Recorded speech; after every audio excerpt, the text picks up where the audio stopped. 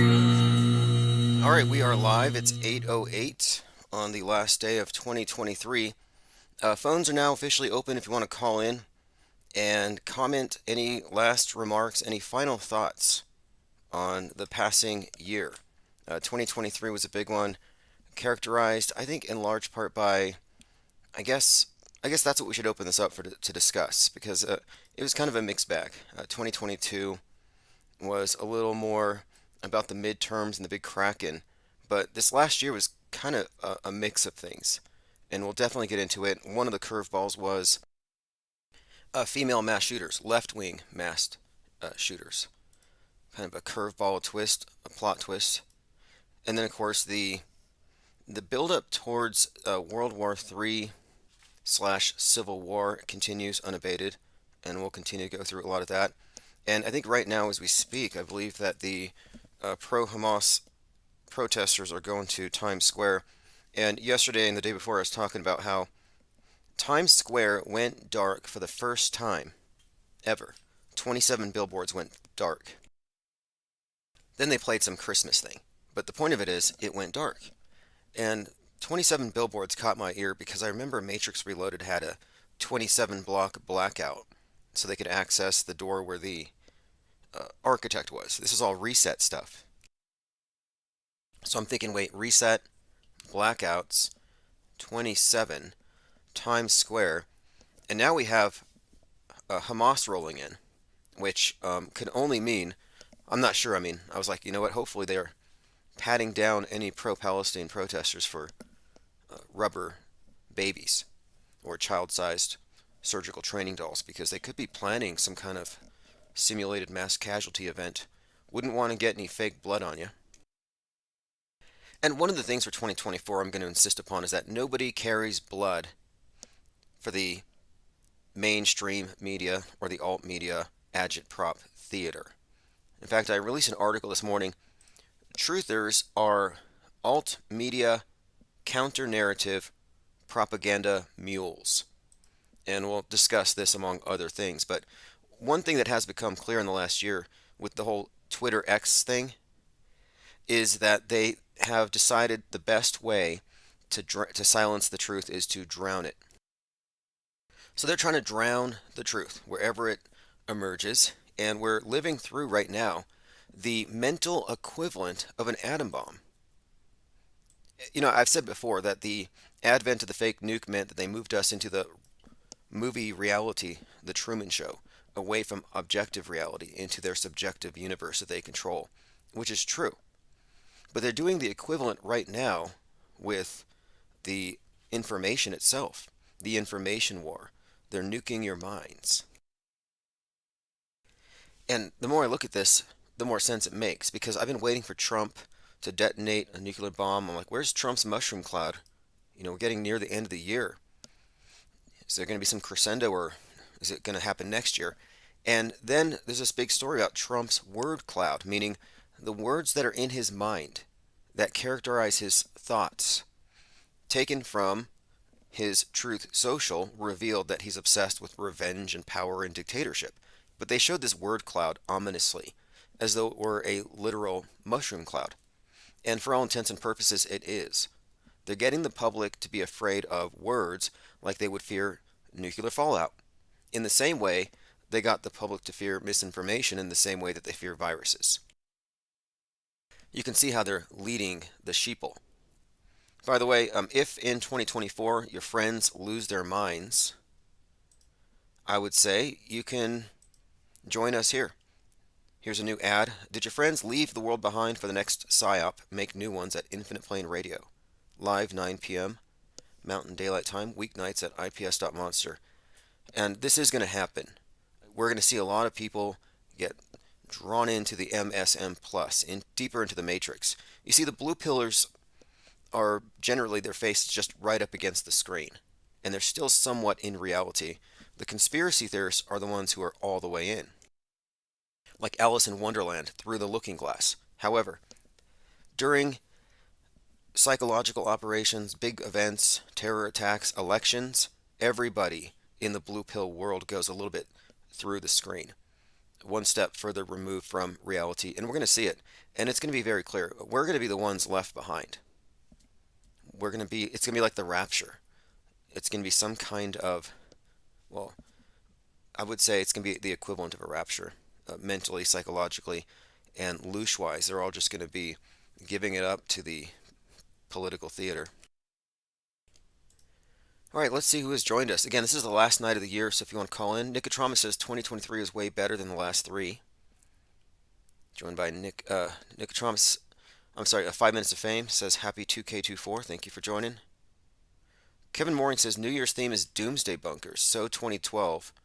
Maybe CERN took us back in time. Yeah, I realize that. There's a strong element here of doomsday prepperism that's suddenly showing up among the people who would be in the know, like Mark Zuckerberg. But we all know where it's at. Infinite Plane Radio. Hey, Tim? Yes, yes. Hey, how you doing? It's Al. I finally caught you, huh? Yes, you caught me. First caller of the last night of the year. Oh, how great is that, huh?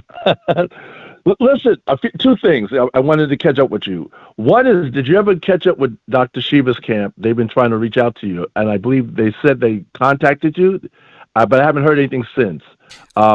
Did you? Okay, I do have the contact information with the assistant, and maybe I could possibly make something happen now. I think 2024 will be more conducive to guests. This year I took up a lot of time with this legal stuff, but that's all behind me now. The final hurdle was Oh, crossed that's last great. night. You know why? Notice they never let Shiva on any of the debates. No one wants to talk to him. So that lets you know something, right? Because he brings it real. And this guy, Vivek, steals all Shiva's points. They trot him out there. He's like the Dr. Shiva that they can control.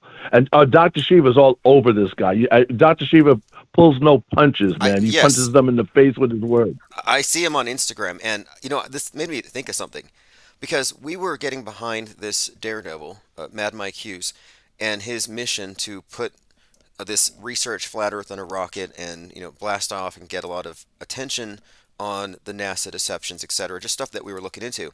Anyway, at the exact time that he emerged, this clone of him came out to show up at the conferences and to meet with the media, and it was literally some kind of a deep fake clone they made to steal his persona for to overshadow him. Yeah, and yeah, and that's what they do, right? yeah, it's an operation, and I think Dr. Shiva is probably targeted in the same way so they can diffuse him as a contender. Oh, absolutely. You two pulling together. It will be a force to contend with, because Shiva calls them out on everything. They can't stand him. And the thing is, nobody, all these people are supposed to be. All we want to be fair and get both sides. They won't interview him. Yeah, And here it is. Technically, he's running for president, right? But they won't even interview. They won't even talk about it. What's this guy Dave? What's it? Dave and what's his channel? The guy Dave. Oh my goodness, I can't remember his channel. Everyone listens to him. Margie, what's But the look, guy's I would channel? like to have him on. The fact is, there's a financial incentive to having any presidential candidate on board, and the fact that they're not even just exploiting it for that, for clicks, for views. They probably are afraid of what he'll say. He might not be adhering to the guardrails. And that's what I'm realizing here, is that these politicians that adhere to guardrails will never take you where you think they're going to take you. That's where people went wrong with Trump, because he's part of the system, and you have to be a legitimate outsider. And of course, the outsiders are basically outside of the the inner chambers. They're always left out. Yeah. And the other thing, now, you might have covered this, but I got this epiphany. I'm going to throw it out there. I might be late to the party. If I am, forgive me. As you always bring out that the names are significant for these psyops, right? For the names that they give these people when they planning these things. I have a marketing background, so did some stuff with Madison Avenue, so I know how these think tanks work, right? Right. So they give names that's going to suit the character and the characteristic of that character. Bernie Madoff, we all know that's a psyop, right? Yes, yes. Bernie made off with a lot of money. Okay. Goldman Sachs sounds like Right, somebody's right. stealing. Yes. Bernie Madoff. So did you cover that already? You probably Well, did well, then, look, we, right? we used to have a dictionary of what we called world stage names, and we approached a lot of them, and some of them are more obvious, some are very funny, and some of them are like in your face. Like the first guy that got the vaccine was named William Shakespeare, and he had a sister named Margaret. He's from Warwickshire. I mean, literally right off the world stage. And then you have other examples of like at January 6th, this person is carrying a flag that says "Don't tread on me," and they trample her. Like I think there's a lot of indications when they're running a psyop that there's just too much cleverness by the writers, and they want to let themselves be known with some kind of embellishment. Yeah, but when they're plotting it out, right? When you're mapping it out, you have okay, this guy's going to do this. This guy's going to okay. So like in this case, Bernie Madoff, he made off with the money. Okay, so he's made off. They'll have this person over here. They have to keep track of it of that what that board looks like with the people with the names. Okay, yeah, that's absolutely the case, and I've noticed other stuff as well that just kind of stood out. Like for example, yeah, when that Highland Park shooter was shooting up a Fourth of July parade, in the news at the same time, you had the Parkland High shooter getting his sentencing. So Highland Park, Parkland High, and Mm, then the Highland Park guy was obsessed with Lee Harvey Oswald and the JFK assassination. And interestingly enough, JFK went to Parkland Hospital. But all at once, we just started noticing a lot of the same phrases being used among multiple events. And it just seems to me like there's some kind of, you can decipher it. I call it a meta script, but I think that the overlay over reality of the simulated events are written by the same group. It's centralized. And I do think there are markers here. right, right. You know, and then you don't. We can't forget Dylan Ruth, right? His middle name was Storm, and he was radicalized on the Storm Front. And his so yeah, that was all connected. And here's another one: the guy who coined the term the singularity, John von Neumann, like Newman. Yeah, yeah. Okay. We write these down because they definitely do fit a pattern, and some of them are quite intricate. Some of these world stage persona, these characters, and my point here, as it relates to someone like a Dr. Shiva, is that these world stage characters are playing roles. They're complete puppets. Like I think they're 100% puppets. I don't think there's any real autonomy as far as choices at a certain level. And if you're not a puppet, I don't think you can get onto the same stage. I think it's very difficult. You have to operate outside that system.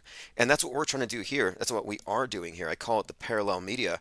We're not even trying to curry favor with any of these alt-right controlled opposition types whatsoever. Let them ignore us because there'll be a point where there's more of us than of their present audiences who are still imbibing their MSM light propaganda.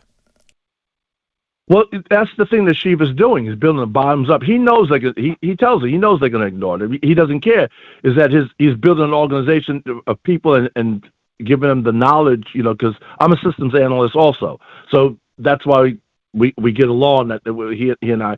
So he's training people to think, and they can't stop it. And so a lot of people say, well, aren't you afraid they're going to kill you or what you're doing? As he knows, when he says, well, if that happens, he says that these people will still go on. You can't stop the genie once it's out of the bottle. Right. That's absolutely true. That's absolutely true. And that's why here I'm like not telling people what to believe. I'm saying we need to rethink how we actually approach media and we have to apply a form of skepticism, a methodology. And I came across this quote today by Arthur Schopenhauer who said, "The majority of men are not capable of thinking but only of believing, and are not accessible to reason but only to authority and emotion." And that really holds true. And I don't think they aren't capable, but I think they're trained not to. And I think that's the real issue here is we have sheeple Wait, believers. what was that? Wait. They're trained not to. What do you mean? Break that down. What I mean is when it comes to specifically the media, the person is relating to it as though they're relating to an authority.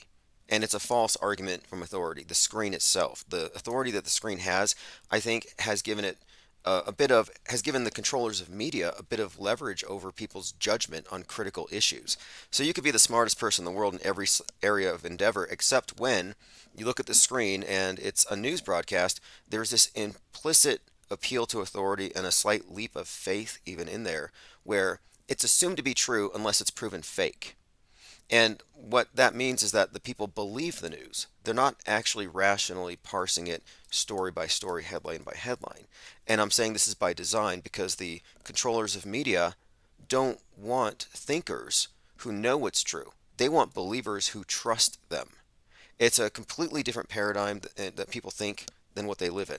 They think they're being informed by journalism, but they're actually part of what I think is a religious form of mindset, religiosity, which really I think typifies much of the politics of today, specifically how they've Christified Donald Trump, trying to create this Yeah, martyr. So, yeah. I mean, some of the QAnoners, folks that we know, were even saying they at one point they said that Donald Trump is some certain removed to Jesus Christ. I said, oh no, these folks, they've lost it.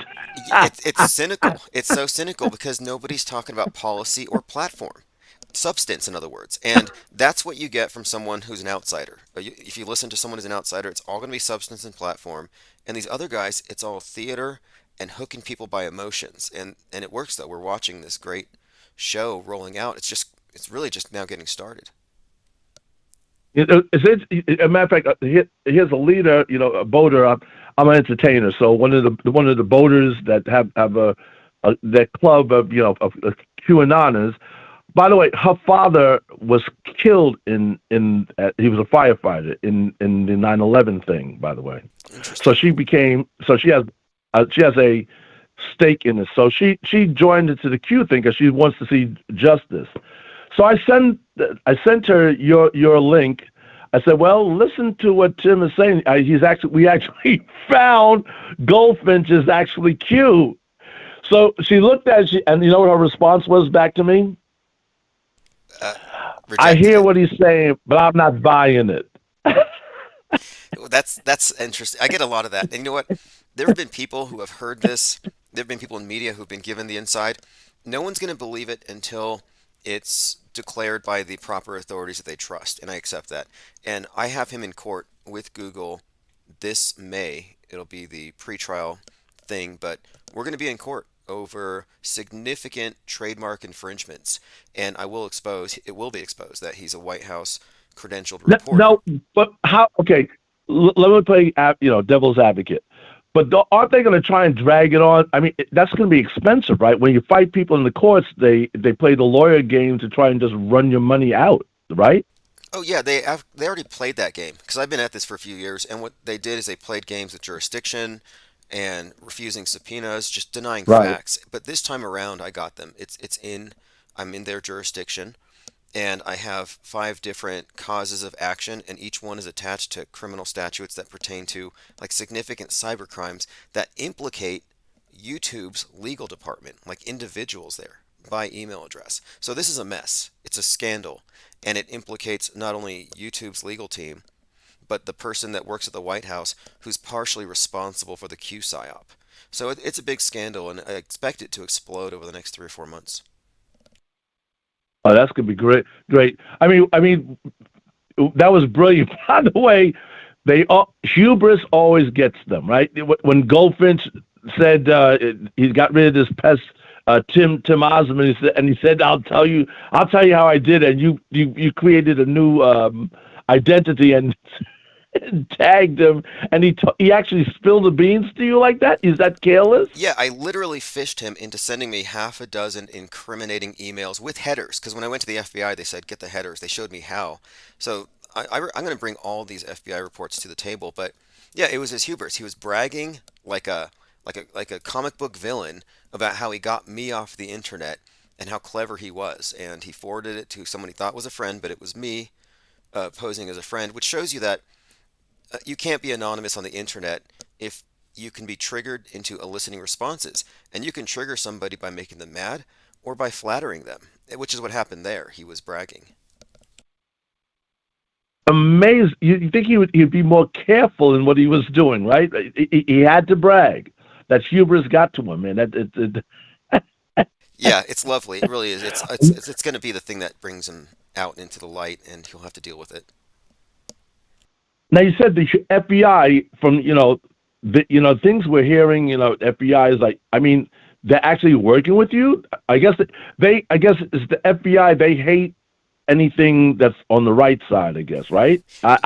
Why are the FBI is going to help you? Why are they good guys? Because everything we hear about the FBI, they're crazy. To be honest, they did nothing. All they did was they took reports, and I realized, okay, they're useless. I had to dox the guy myself. I had to do all the legwork on my own with the help of the think tank because no, they were absolutely useless. The only thing they're good for is documentation. So when I bring a stack of FBI reports that were never acted upon to the judge, it's a record that shows that there's a 6-year plus pattern of abuse, aggravated stalking, and hacking. So it'll be enough to incriminate this But person. isn't the judge? I'm playing the advocate. Isn't the judge going to be in the take? They're going to put somebody there, and he's going to say something crazy. Not enough evidence, or what do they say? No, there's no standing or something to just try and dismiss you. Right, which is what they tried, but that's what I'm saying is like this time around I got it because I went to the right court.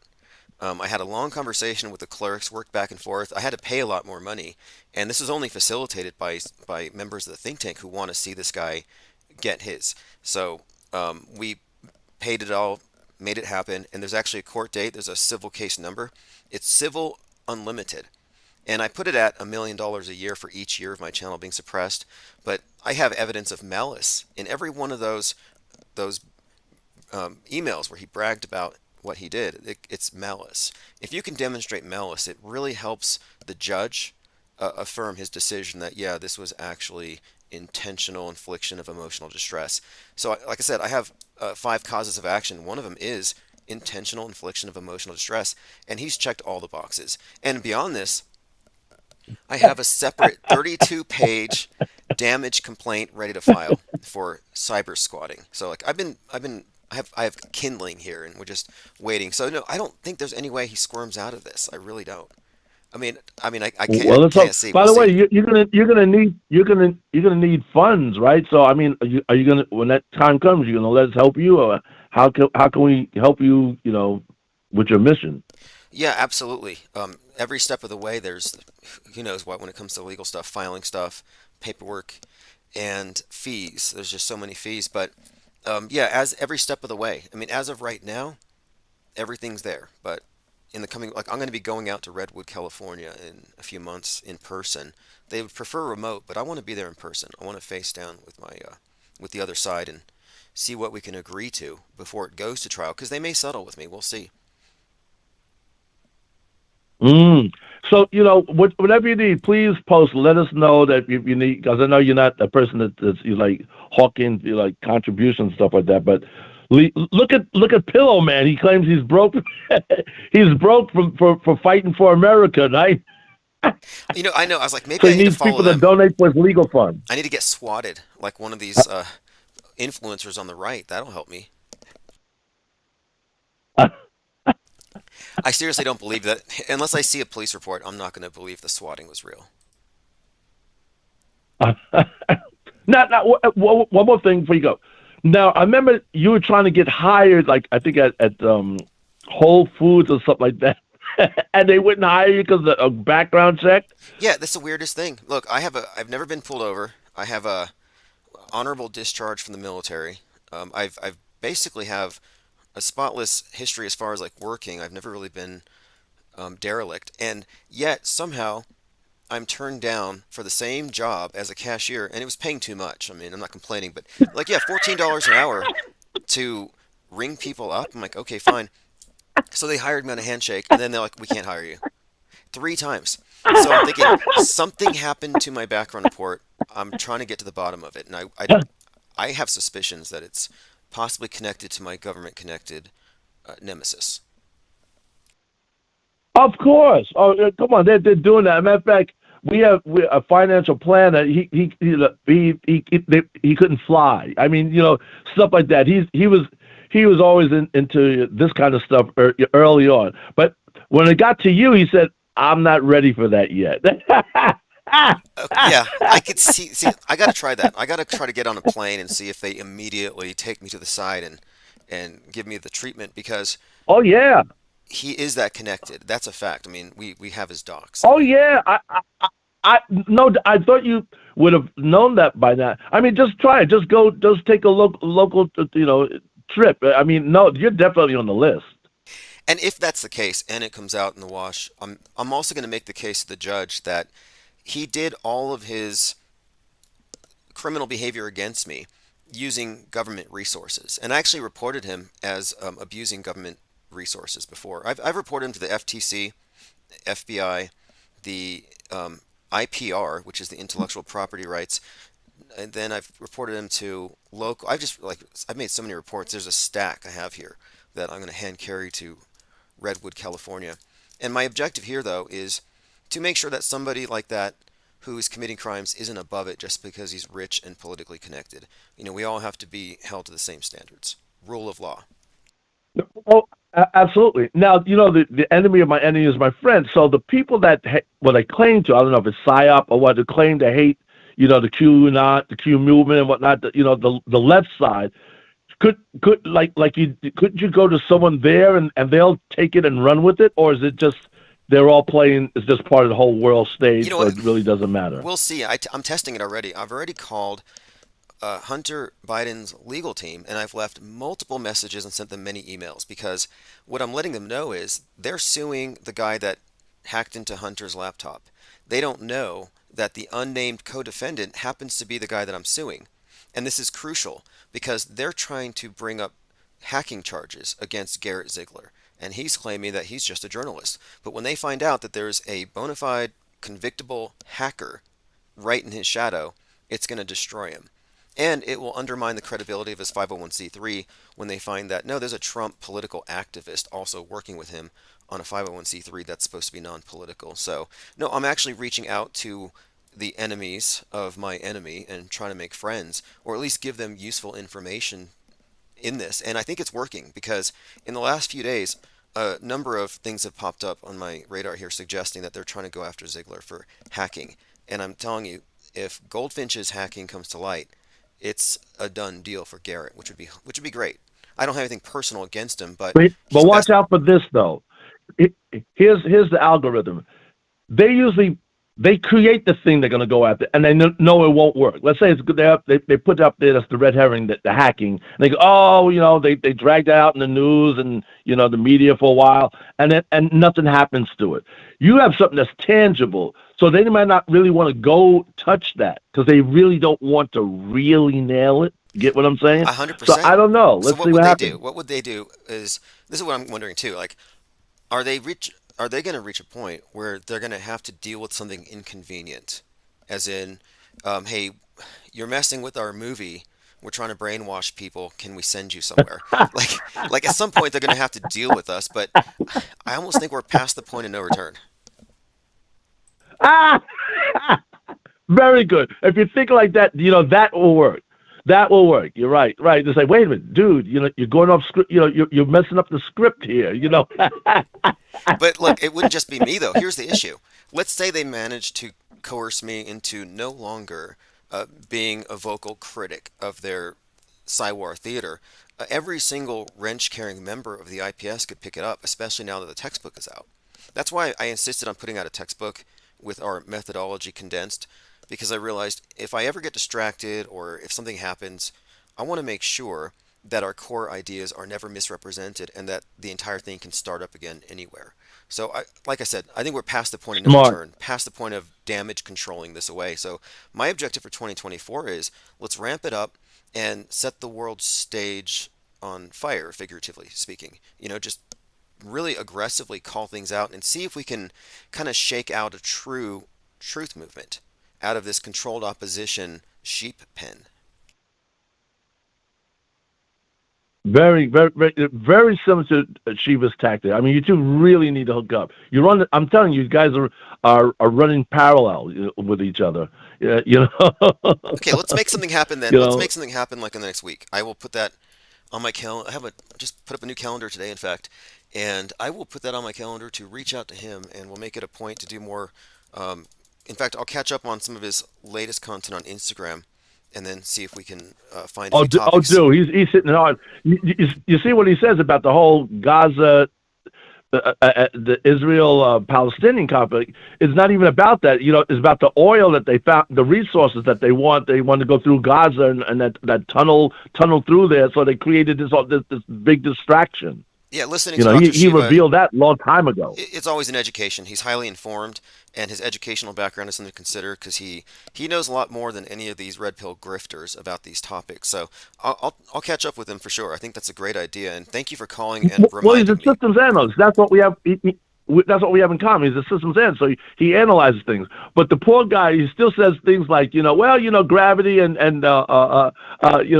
So someone has already talked to him about the flat Earth. So he says, well, I don't know. See, the thing about him, he'll go, well, okay, but I'm concentrating on this right now. He doesn't go, oh, that's bullshit. So the things like he still says things like gravity, Newton, and I'm going I get well, that. Doc, you Y- not there yet. Talk to Tim.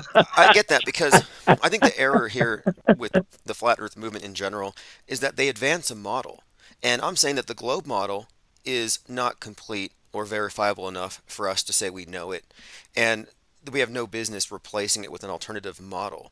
At this point, it's if that's not where the conversation's at. It's more about what questions are raised by even the proposition that they're lying about the globe, and I think it mainly relates to worldview and how our worldview is so centralized and the interests who control that, and it's a philosophical issue as well.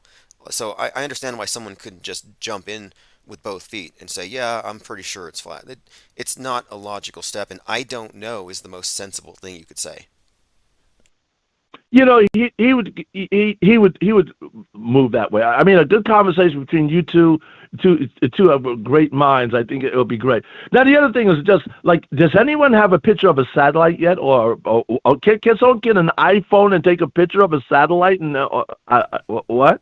Look, yeah, look, I mean, if it was real, as they say, a cell phone company would pay NASA, for example, to just throw a phone into orbit with the video on. Let us see. Like, you don't get any real dynamic, beautiful footage like that except in the movies. Everything is always a mounted camera because it's a movie stage. It's just, it's and they always and underwhelming. they always show a cell. I always go, but who's taking that picture? They got something that's above the satellite, and I'm going, wait a minute, who's taking that picture? Exactly. That's when you get meta. That's when you get outside of their bubble. And that's the kind of question that it's staring you in the face. You never really ask it, but then when you ask it, you're like, wait a minute. And that's a key point there. And people just take so much at face value, which I call see-say. They see it on the screen, they think it's real, and they just speak of it as though it happened. And that to me is, I think it's actually sort of a weapon that they've blinded the public. They've rendered them a new form of illiteracy. I call it visual illiteracy. But it's just another element of the propaganda of the day. Public confusion by design. Yeah, yeah.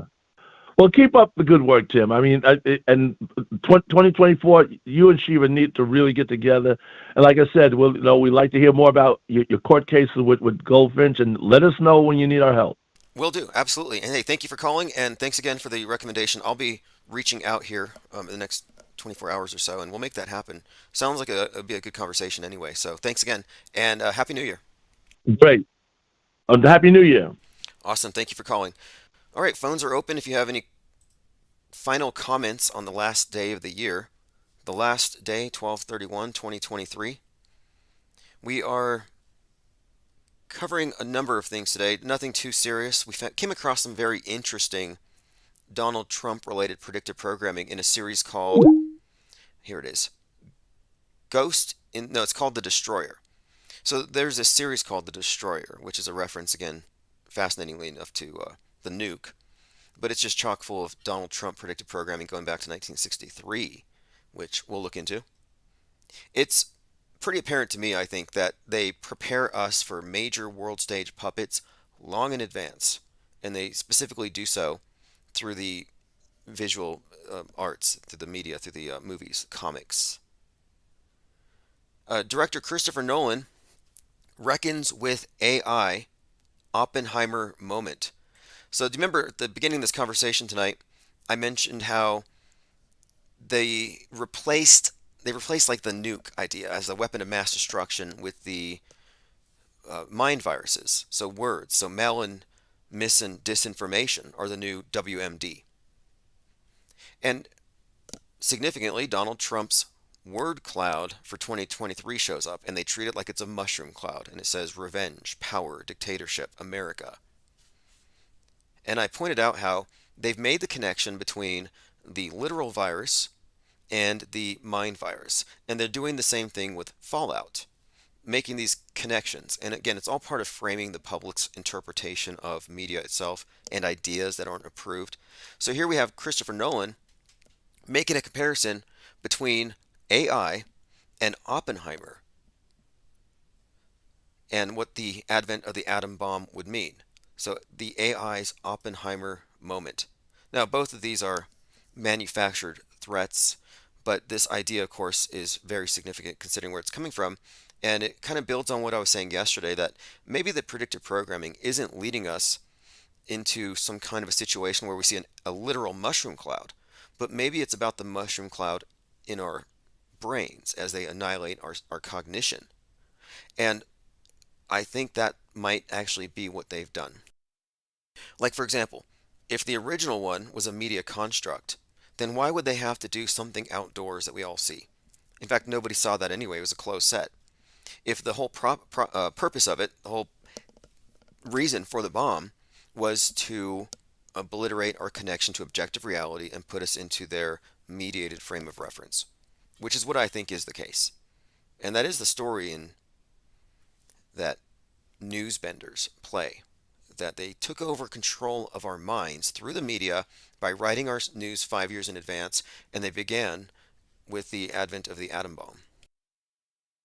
So what I'm looking at now, when I look at the internet, when I look at TikTok, Twitter, X, the TikTokification of discourse and ideas, the way that they're liquefying, this is the sea of irrelevance, but they're liquefying reality. They're sort of like diluting the truth to the point where even if you say the absolute truth, it doesn't matter because it's juxtaposed with insanity.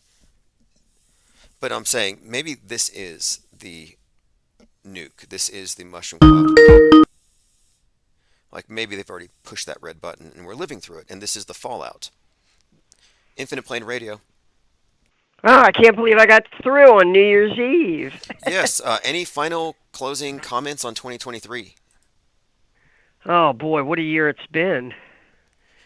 Wow. I feel like what we're doing, we should be more aggressive about it and completely unapologetic and not be wasting our time with people who are trifling. What I mean by trifling is certain truths are self-evident. They're not arguable or debatable, right? I know a controlled demolition when I see one.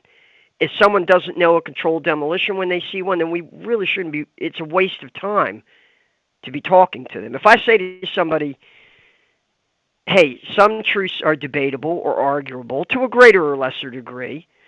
If we're outside on a sunny day and I say, hey, the sky is blue and the clouds are either white or gray, I said we can both look at the sky and agree that there's no need for any debate or argument on that.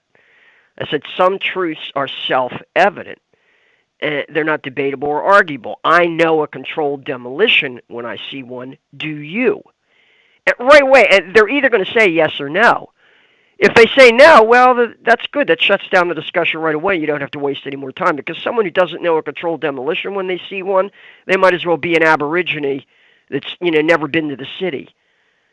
Yes. But on the other hand, I've been saying for some time that the blue pill dreamers are having a good time. Why bother them?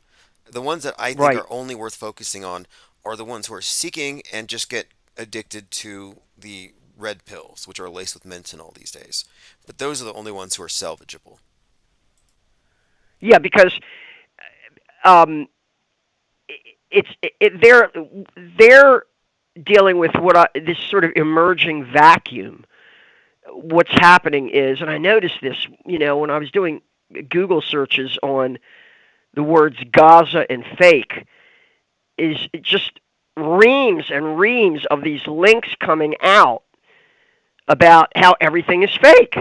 Now they're saying it. Yep, just like They're 2016. saying, Yeah, like 2016 all over again, right? When they hijacked the word fake, it's like, are they trying to get ahead of us? oh yeah, yeah, sure, it's always racing to stay ahead of the curve. So now what they've got to do is they've got to appropriate, like just like they did with the fake news. Trump wouldn't have come out with that if his consultants hadn't told him to.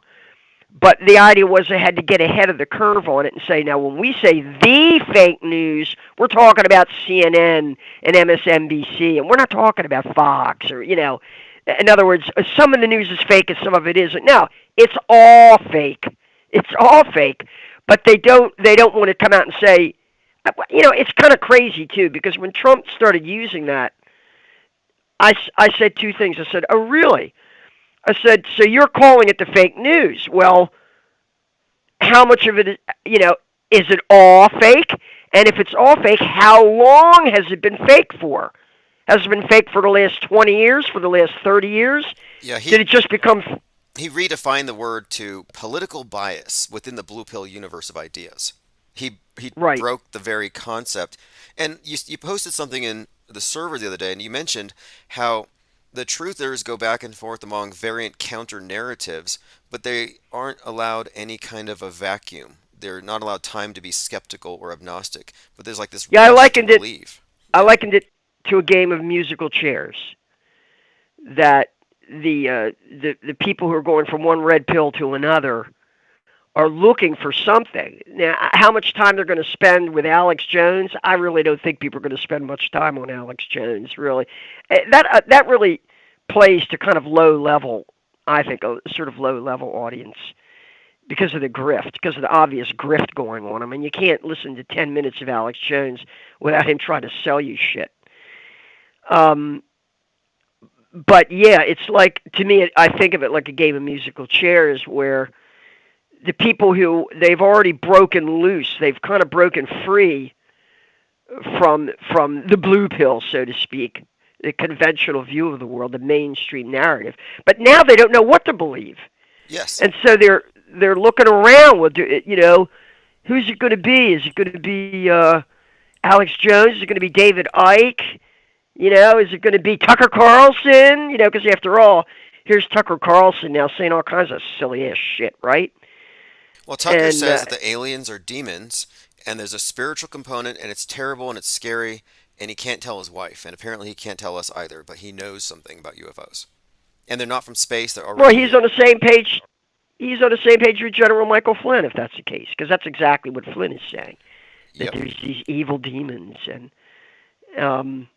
yeah. So and we've got to be uncompromising about this. We've got to say, look, fool me once, shame on you. Fool me twice, shame on me. Fool me 3 times, 4, 5. It means somebody loves to be fooled. Do you love to be fooled? What do you mean? Well, why did you let them fool you on this? You let them fool you on that. You let them fool you there, but now you're going to believe them? Why would you believe anything they say? Well, we've come across People this never have before. it. This is the inspiration for Chief Crow's song Auto Hoax or GTFO. It was basically saying if you can't push the screen away and stop hitting the blue pill crack pipe and see reality first before approaching their frame of reference, you need to leave. You can't sit with us. And it's because we need to take all those who can see and form a nucleus of a movement, a parallel media, or it's going to be lost because we're going into a dark age or deeper into the one that we're So in. yes, so you see it as the creation of a parallel media because anybody who's still floundering around with these political parties, that's they're wasting their time. So I guess I mean, anybody who thinks that they're going to fix I don't know. I don't know how people can rationalize this. How they could say, well, if only we or, why do people think that the presidency means anything anyway? Whoever they put in there, it's going to be a stooge. The president doesn't have any control over anything at all. Whoever Oh, they wait, put in there. but Trump's not a politician. He's a businessman. He's a rogue. They don't control him. I've heard that so many times, and I'm like, he's the most Yeah, I know. scripted. People want to believe that. He is They want to believe that. exactly. I And you think know what a my lot. reply to that is? Well, my reply is something maybe you're not willing to use, but I say, oh, he's our original all-time vaxxer in chief. He's the guy that created the Corona Task Force of Fauci, Birx, and Pence that declared a state of national emergency and locked down the country. And he didn't stand up against it at all.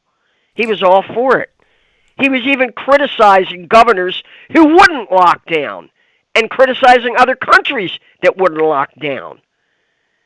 So Trump is a roll-up-your-sleever. He's a lockdown guy. He's the vaxxer in chief. He's also the Antichrist. And I think he might be the yeah, Antichrist if you trust the predictive programming as a well, model. He's my question is to anybody is, did you take the Trump vax or the Biden vax?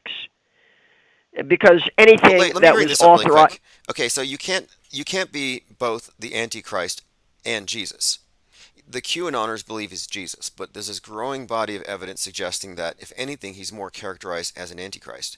So he can't be both. So isn't it rational Well, to that's just how say, Democrats see him as the Antichrist. no, no, The no, no. people that hate What the I mean, people that hate I Trump. mean literally, literally. There's an entire conspiracy theory movement that's blown up around the idea that Donald Trump has been predicted for centuries to be some kind of world leader who gets a headshot right out of the Bible and comes back and deceives the world.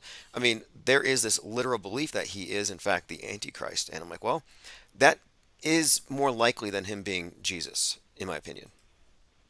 But those aren't the kind of people that would be listening to what we're talking about, are they? Well, weirdly enough, the guy who really got behind this and blew it up, his name's Donnie Darkened. He just went on Tim Pool, and they heard him out for hours. He's anonymous, and what my point of it is, these anonymous narratives, sort of like the JFK Jr. thing, they're all coming from the government. It's a psyop, and it's a big one, which is why I'm not ignoring it. They actually do have a pretty substantial, large Donald Trump psyop department that's somehow characterizing him as some kind of savior who will be accepted as, or who will be looked at by some as the Antichrist, but the MAGAs will kiss his ring, worship him or whatever.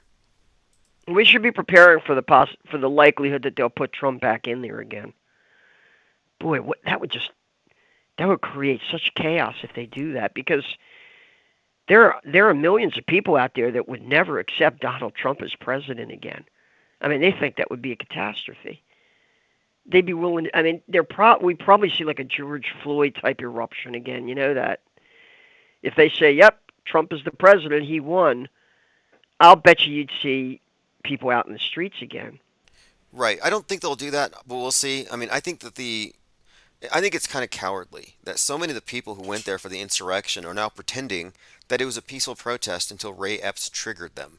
Like, no, it was an attempt at stalling so they could provide their new slate of electors. Like, anybody who was following it closely knew that was the general No, I story. don't think anybody took that seriously.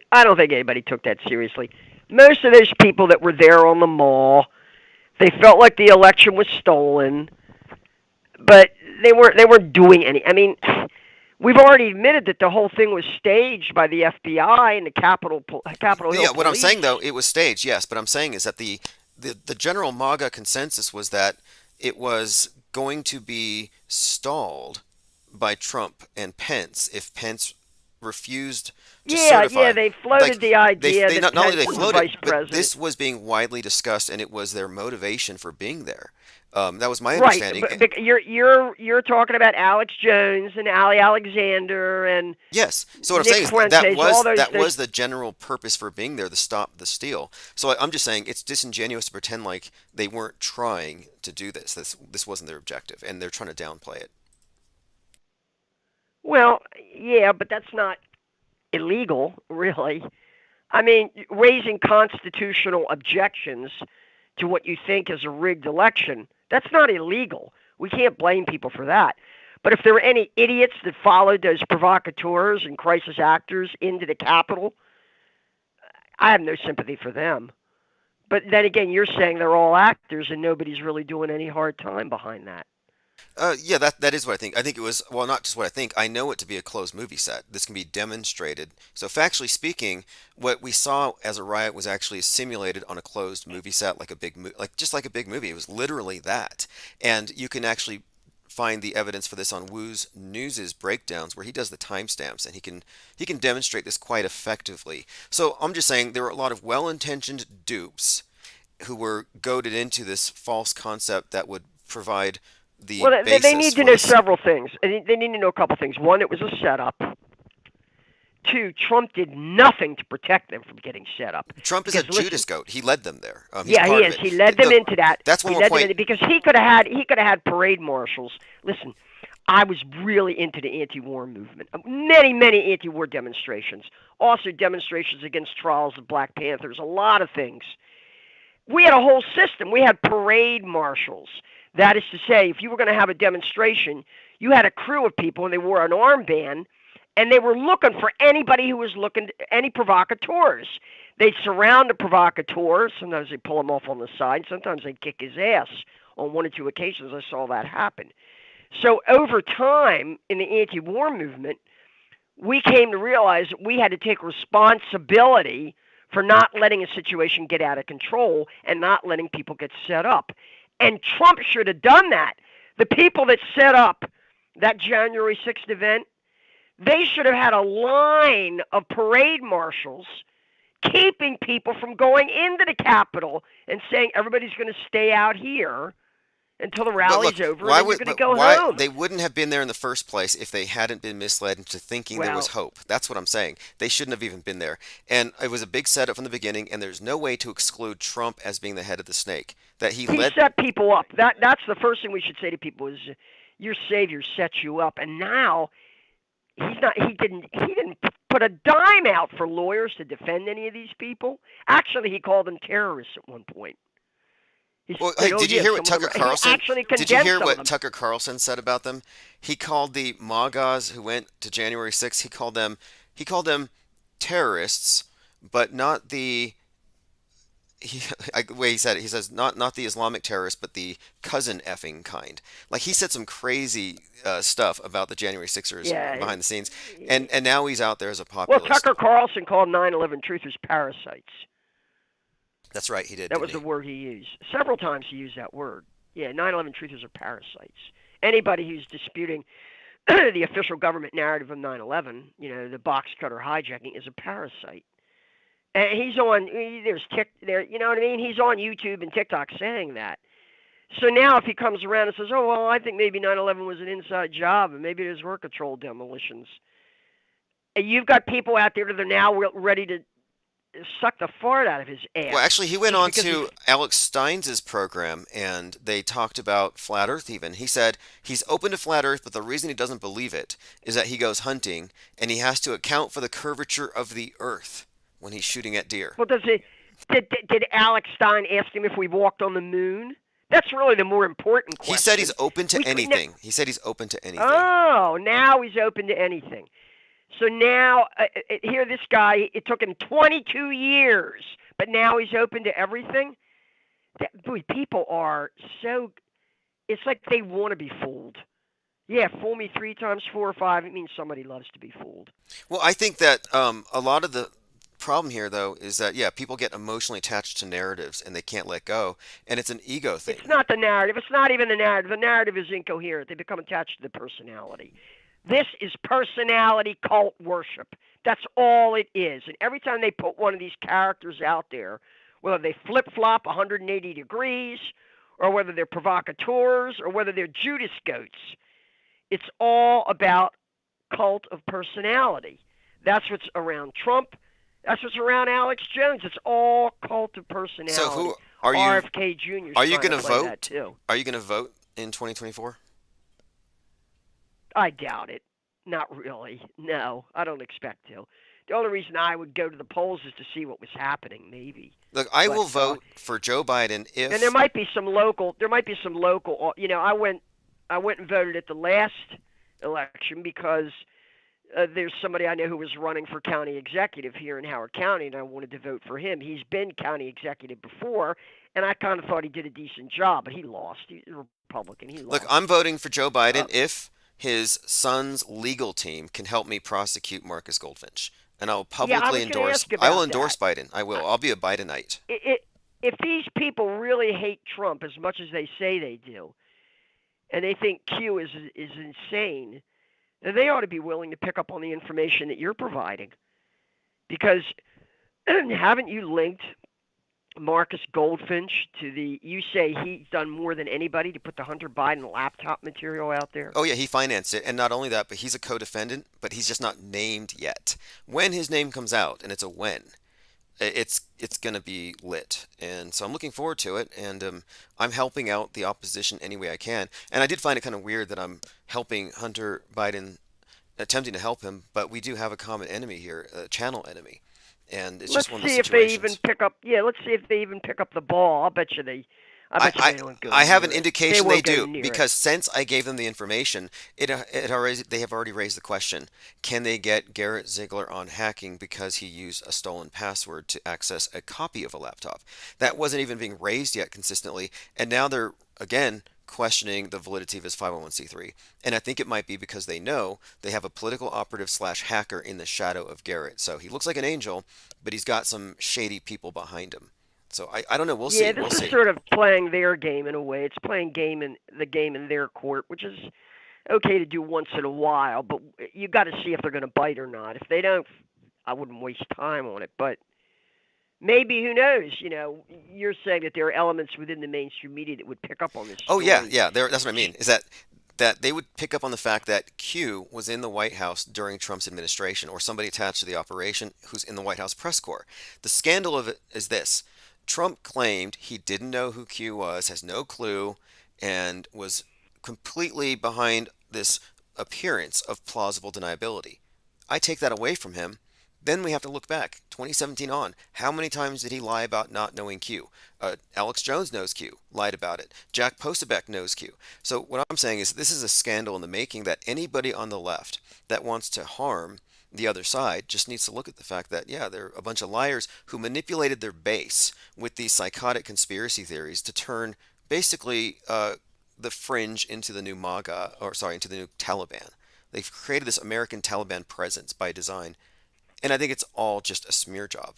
But again, These people, this could these come out. people, their base, as you call it, wants to be manipulated, likes to be manipulated.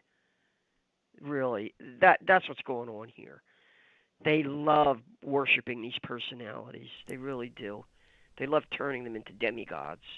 So, Sadly, you're right because I've told them many times.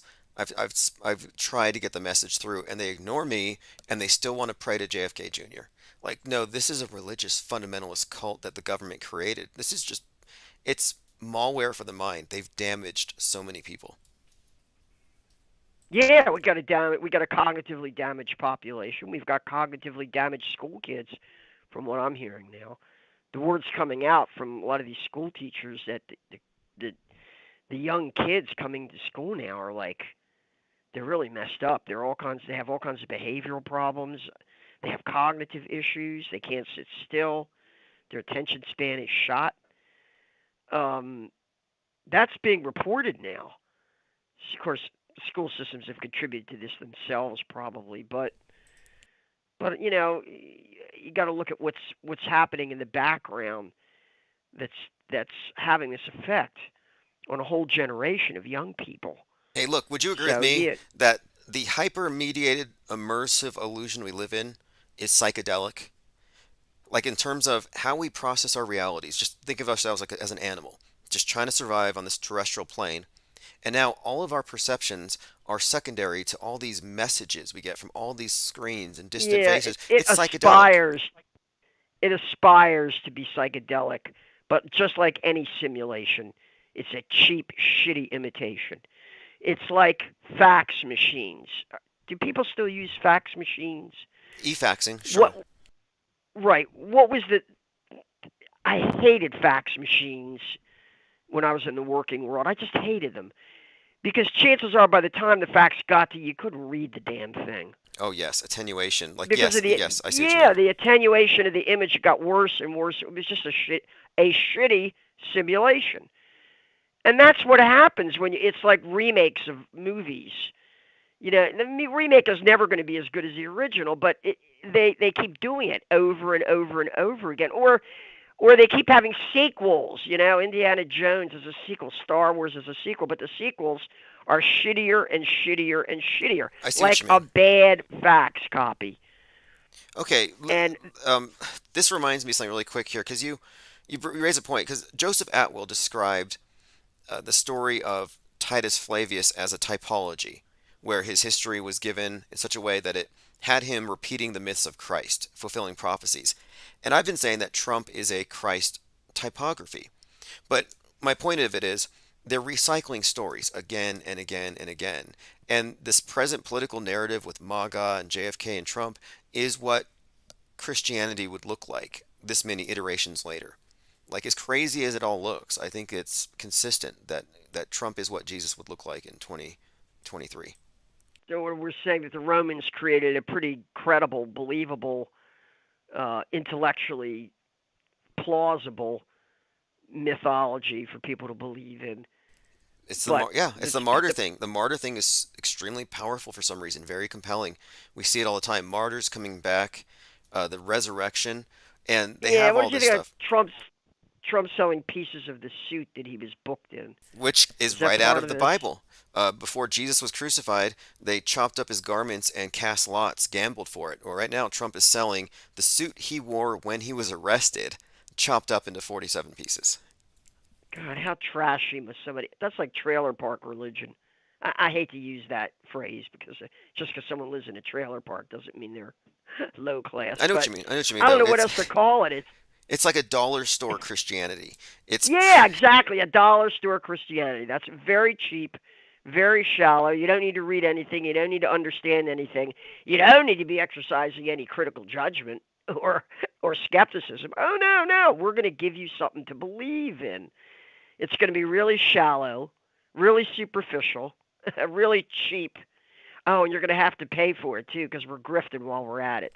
That's the other thing I was going to get at is there's so much grift going on. Like the whole Republican Party is about grifting now.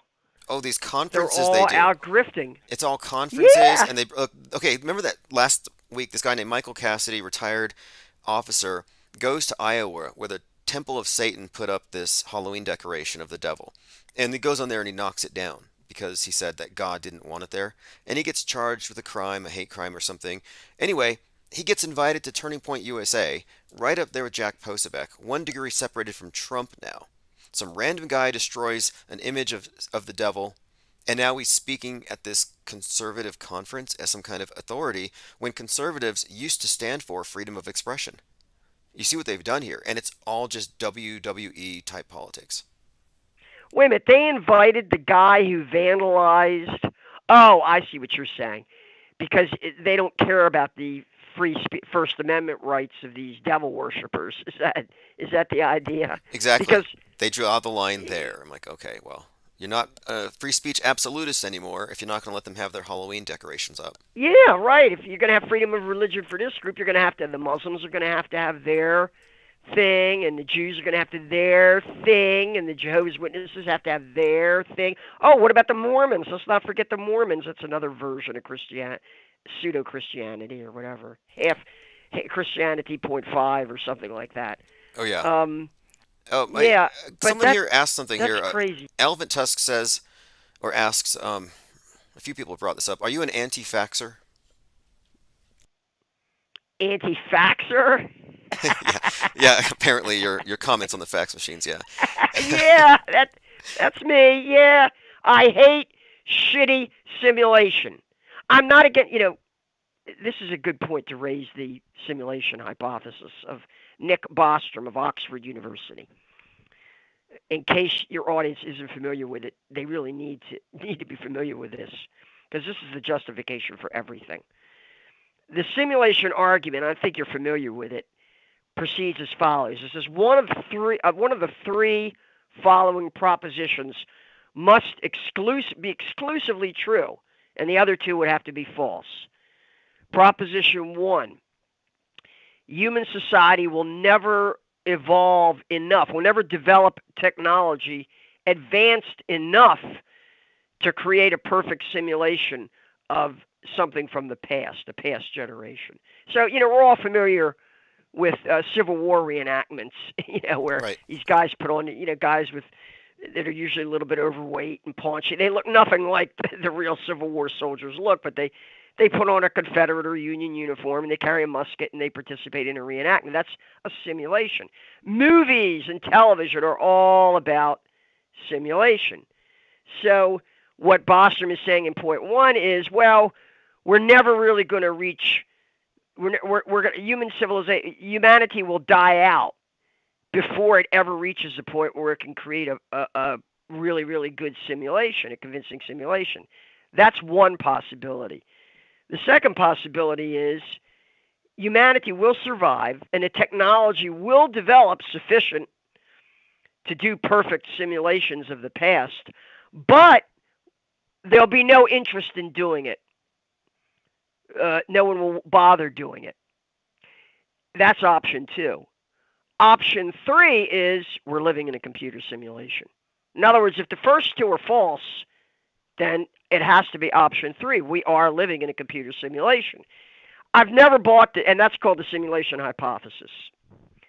Now, I've never bought that argument at all, because as far as I'm concerned, if you're an intelligent human being with any kind of depth, you're going to go for option two.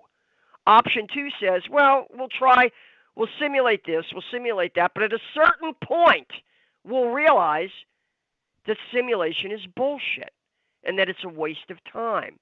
You're not going to create a better version of humanity than you have. You're not going to reinvent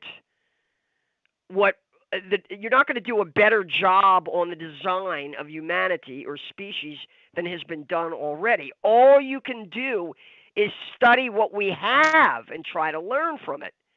But, you listen to Yuval Harari and the World Economic Forum. Oh, we're going to create a new human that's going to be superior to all humans that preceded it. No, you're creating a simulation. And the same goes with this chat, all this AI crap. No, it's much, much artificial, unlimited artificial, but very little real intelligence. If you spend any time at all with these large language models, it's pretty easy to tell to run the Turing test. Turing test says, can a computer program be made intelligent enough that it could fool a human? That if a human were sitting there engaging in an extended discussion, they wouldn't be able to tell that it was really a computer program and not a human. They'd think it was a real human. And of course, I reject that entirely, because I've seen with these large language models that it really doesn't take much at all to see that it's a computer program. There's no real. Okay, people will believe it under this though. This is where I think they're heading with it, because you're right. A lot of this stuff doesn't live up to the hype. We'll get bored with simulations. We'll get bored with simulations. That's what will happen, and we'll realize that what we want is the real thing, not a simulation. We want to study the real thing and understand the real thing. We don't want to try to create another shitty fax copy, another shitty simulation, because that's boring. Mystery Science Theater 3000. Is that what you want to do? You want to spend the rest of your life sitting there watching their stupid, shitty simulate, which are shitty. Well, I think what they've done. Simulations. I think what they've done here is, and I think this is all symbolic in the 2001 Space Odyssey, the 2 into 1. I think what they've done is they've merged the real world with the screen, and the merging of the two creates the simulation. The simulation is the internal version of the world that matches the real thing in all the ways that matter, so you don't detect the discrepancies, but it includes a lot of things they've added that I think are tantamount to superstitions. Like, for example, the asteroid that's going to come kill us next month, named after some god of chaos. Like, that's the augmented reality. That's the simulation. So it's not a full-on simulation. Can they simulate an earthquake? Can they simulate an earthquake with a weapon? Do they have scalar weapons that could simulate an earthquake or a tidal wave? Here's all they have to do is they have to simulate it in a mass casualty simulation, present it on the news, and the people who get their reality through hearsay will believe it.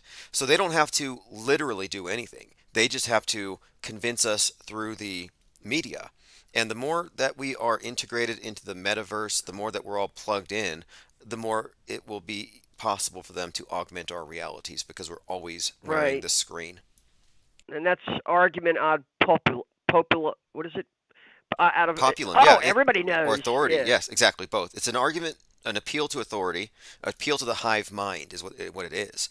And I liken the screen to a digital hoodwink that everybody's wearing, and that yeah. I call the argument that appeals to popular opinion or authority. I call that the argument that appeals to credulity, or the argument that appeals to gullibility. I'll try and be gullible. The willful suspension of disbelief that you have when you watch a movie or TV show, and you want to get into it. But if the script is so stupid and the special effects are crappy and the acting is lousy, at a certain point you're going to turn it off or you're going to get up and walk out of the theater. But most people won't do that. They paid their ticket, they sat down, and they're determined they're going to enjoy the movie. And if you say, well, that's stupid, those two cars crashed and they exploded. When's the last time you saw a car accident where a car exploded? That's not the way things happen in real life. You know, you're right. You know or what? They've used video games also. What they do with the media, whether it's a movie, video game, or comics, I think it's all about putting things into your frame of reference to make you more gullible for things that they're going to show you that are out of the fantastical. So they could probably, I mean, I said it facetiously that they could probably convince us that Godzilla's real, but I think they almost could if they recently showed you a movie and then they claimed it. These things are always happening in tandem with one another, which is why everyone is expecting a blackout because of all these blackout movies. unless you've got a significant enough segment of the population, and I don't necessarily mean a majority, it might be 5%, because it doesn't take that many if they're committed to turn things around. But unless you've got a statistically significant sector of the population that is bored by simulation after a certain point, well, we wrote that program, we did that, or we saw that movie, or we've done that plot line before. As you say, it's a typology. We've seen that before. Yeah, we've seen Moses and the bulrushes when they present the slaughter of the innocents in the gospel. Well, that's just Moses and the bulrushes all over again. You know, they wanted to throw in that trope because it was already familiar to Jews, and so they used it. We're been there, done that. That's what we want people to arrive at. Been there, done that. Are you going to show me another simulation, another movie? Well, I'm bored with that already. How do you, The problem is, but how do we see this happening if we look at nothing but a history of religiosity, fundamentalism, ignorance, and for the most part, illiteracy? I mean, we are, I think, looking at a population that has been acclimated and accustomed to the blue pill universe. I don't even think 5% could do it because there's no incentive. Like, are we looking at a volunteer army of cognitive healers who are going to wake people up? I don't think it's going to happen like that. I think that it's sort of a lost cause. We're almost like atheists in a theocratic society, and we're just lucky we they don't. can We're lucky they spread don't the throw idea. we're lucky they don't throw rocks at us and burn us. Yeah, I agree, but we can spread the idea of passive noncompliance or active noncompliance. In other words, you don't like what's happening, then don't obey. Stop obeying. Stop listening to them. But Stop okay, paying for this cable this is TV. You a know. point that I thought of today though. There's this area which I put a blog up here about today, where when you're resisting, you might actually be an active participant in perpetuating the Psywar. And so there's this fine line where the resistance is something that might be better avoided altogether. And I wrote about this Yeah, in a blog I today have a because it's tricky because when you start a mass, like we saw this in 2020, everything gets co-opted so fast because they have the script. They write these things years in advance. Yeah, yeah. I kind of differ with you. You know, we shouldn't be discouraging people who feel an instinctive urge to reject authority and to rebel against authority. Now, I know what you're saying. They can easily be lured into one of these graduated animal farms and kept there, and then in effect they're they're being used as pawns in the game. That risk certainly that can happen, and that will happen with a lot of people. But I don't think we should be discouraging people from feeling rebellious. It's just a question of how they're going to manifest that rebellion. You know, that's what we really should be We should be speaking to people's need to reject the status quo in a meaningful way. In a meaningful way. If their rejection of the status quo turns out to be a sort of end run around it, where they really are reinforcing the status quo by taking a side, well, we have to point that out. We have to say, well, all you're doing is playing right into their hands. You want to side with the I saw this really kind of pointed itself up to me. People are talking about LGBTQ folks for Palestine. Have you seen this? It's like Yes, there's it's not. this It's not element. new. It's not new. The left always sides with the oppressed in any one of these dialectics, Yeah, even but if even don't if that these people? oppressed would throw them off a roof. It's Yeah, always been the case. Do these gays realize how they'd be viewed on the West Bank or in Gaza or in any majority Muslim society? I mean, come on. What do they think? What do they think would happen to them? It's got to be so contrived because you got to ask yourself, any person who's in this sort of LGBTQ contingent that identifies with that. Well, first of all, the fact that they're even identifying that way is stupid to begin with. Shows their politics are between their legs or up their butt, not Well, in their heads. ideology happens to be the primary, like politics trumps religion. Politics trumps race, gender identity. Politics is the main thing. Like religion and everything else falls to the wayside. That's why it seems like it doesn't make sense, but it does. Because politically, they're aligned with the oppressed and they're against the oppressor, who's the West. And that's the case in every one of these issues. It's just that simple. They're herded like sheep. They don't even think about it. Yeah, I understand why there's so much resentment of the old well, like patriotism and flag waving and all that stuff because it's been so phony and it's been used to cover up so many crimes and so much corruption. That's one angle we should really be playing on is the reality of the corruption. People say, well, all right, so what if NASA's been fooling us? Well, do you realize how many billions they spent on that? Do you realize you're paying for that? Yeah, I encountered that. Someone says, well, why do I care if we went to the moon or not? I say, well, because you're paying for this dog and pony show. Yeah, those are the people I consider to be unreachable. If they have to ask me why they should care, it means that their loci of control is outside. That they have a boss. They have a big brother that dictates their choices. And Yeah, I have yeah, no they've resigned. They I have surrendered. zero interest in the intellectually incurious. I have no interest in resuscitating anybody's minds. What I'm interested in is breaking the right side of the political horseshoe's guardrails and seeing what kind of hemorrhage we can induce. Have a big spillover from the red pill Well, community into I auto hate to hoaxing. tell you, but part of that is going to be confronting the COVID thing and the vax. Yeah, I'm Because already that's what I Trump stands for. That's what Trump stands. He's the vaxxer in chief. He will always be the vaxxer in chief. And if RFK Jr. manages to make it on the ballot in a few states, you know as well as I that the COVID pandemic, alleged pandemic, and the vax mandates, Yeah, look, it's all that stuff is going to 2024. be It's on the table. 2024. It's 2024. It's gone. It's in the past. I think we can bury it already. The next thing is the fallout, the nukes. And here's the issue with that. You can fight over lockdowns and masks, whether or not you believe Wait, in, wait, wait, wait, but let me but get this but what straight. you You're can't just do, willing to let all that go. yes, You're willing to let yes, all that go. The the lockdowns have yes, destroyed the, thousands of small businesses. I'm not letting it You're go. willing to let that It was go. no, I'm not letting it go. That was one step. First step is pandemic. Next step is bridging the gap in the public's mind from the virus to the mind virus. And they've already done that. So now they're doing disease X, the mind virus. Now they're going to do a lockdown of the internet. And then the next phase is the fallout, which is something you can't politicize. You can't say, I'm not going to mask up because I'm a Republican when it's fallout, as you could do with a pandemic, which you find questionable. So I think the agenda is moving forward, and I don't think we have to worry about that coming back. I think that's old news. I think they're bringing in something new because the public can only take so much of the same thing in this attention Yeah, but you're economy. saying no one should hold Trump accountable for any of that. The bastard shut down the American economy for like a year.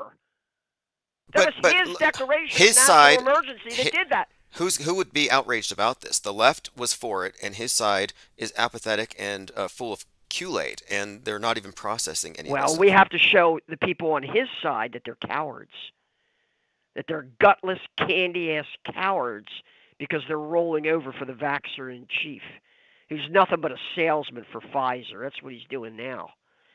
And who claims he saved millions of lives with his Operation Warp Speed.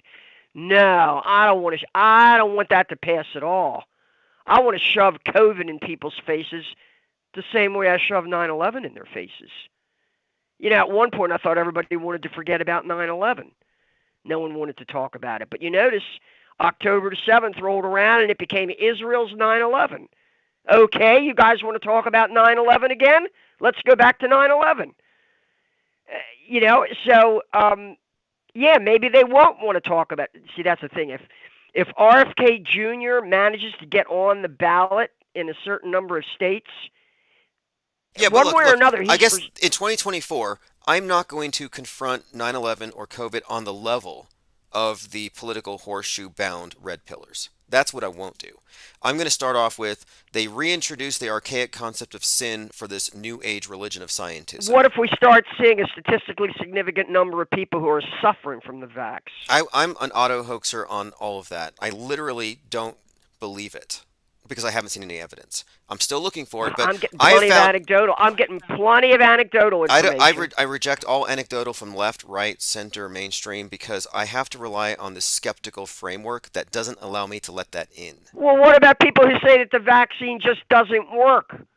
But another And thing what too are you is saying? People should look, go out. okay, They're it's a coming foot out with a bullet. new vaccine. Look, this is old news. It's a foot bullet. We've already decoded it, and every time we talk about it, all they do is they flag our channels, and it's not waking anybody up. The only way I'm not trying to dodge it. What I'm saying is the only way to wake people up is to get them to see the screen. The mind virus is the real thing. The mental construct of the reintroduction of sin in a scientifically diagnosable format. This is what I'm saying. It's mind war. That's my assessment because I don't go off the anecdotal stuff. Well, I guess it depends what you think about people rolling up their sleeves and taking an experimental injection. I don't care about Democrats. Just because. I don't care about Democrats. And it might sound cold, but never interrupt an enemy when he's making a mistake. And if it were truly what everybody feared it was, there wouldn't be any Democrats to vote in 2024. But look, they're still here. That's why I don't think it's a big deal. It didn't make a dent. And even the ones who took it didn't care because they ideologically agree with it. Well, Like, what if they try to push? What if they try to push more mandates? They'd love to do that. They'd love to require everybody to take these Look, shots. I'm saying do it then. Let the Democrats wipe themselves out. Like I'm not trying to save pro-vaxxers anymore. Like it's not my prerogative whatsoever. Whatsoever. It's like I don't care if people smoke cigarettes. These are lifestyle choices they make. No. The question is whether they have the authority to make you take a shot. It's that much of a matter of principle because Alan Dershowitz, Trump's advisor on constitutionality, said the state has a right to hold you down and plunge a needle into your arm for the sake of the safety of the community. He asserted that as a principle, as a legal principle. I haven't seen a needle since I was in basic training. I haven't seen one. And so, like, I never had the fear of a mandate. And people say, mandate. It's like, where? Where are the needles chasing us? Where's the vax drones? Well, you're not an employee of the city of New York. Or you're not in the U.S. military right now. I understand that. Well, I think. Here's the thing too. I think anti-vax is literally the counter narrative that the mainstream requires to exist for the dialectic they set up. Like I think it's a non-issue. I really do, and I think it's so triggering because of the obvious. It's triggering because people have an instinctive sense of personal freedom and bodily autonomy. Yes, it's the same bodily trigger. Autonomy. But That's no, what they're thinking about. But it doesn't trigger the left. It only triggers the right. The left doesn't give a damn about bodily autonomy. No, they They're do. Slaves. Abortion, mentality. women's rights, bodily autonomy. And that's just lip service. That's just lip service they pay to that. What I'm saying is it's bifurcated, left and right, and I don't play bifurcated psychological warfare dichotomous games. I think that we should be looking at these things as such. Because if you're taking a side, you're playing on the world stage. What I'm doing with Autohoaxology is I'm creating a breakaway parallel media because I don't want to play. I don't want to wake them up. Well, I don't want to argue with their if faulty COVID was a premises. hoax, Was. COVID was a hoax. It was the biggest hoax in our lifetime. It was. Unless you Absolutely. wanted to say walking on the moon was bigger. I don't think so because a lot of people weren't even paying attention whether we walked on the moon or not. But the COVID thing affected everybody. The COVID hoax. But was now, a but now look, gl- but look, global. this is just a thing now. Is I'm saying they use that to set the framework for mind virus remediation and disease X, and we're there. I think we can safely put the COVID thing to rest. I don't think it's coming back. And every time we mention it, they censor us. So it's counterproductive to even go there unless we're not preaching to the choir.